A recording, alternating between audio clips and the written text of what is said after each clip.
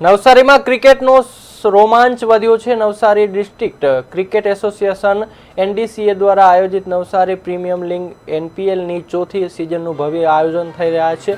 આ વખતે પ્રથમવાર નવસારીમાં પ્રોફેશનલ સ્તરે ડે નાઇટ મેચ રમાશે, જે ક્રિકેટ રસિકો માટે વિશેષ આકર્ષણ બન્યું છે। આ ટુર્નામેન્ટ 21 એપ્રિલથી ઐતિહાસિક ગાંધી કોલેજના ગ્રાઉન્ડ પર શરૂ થશે।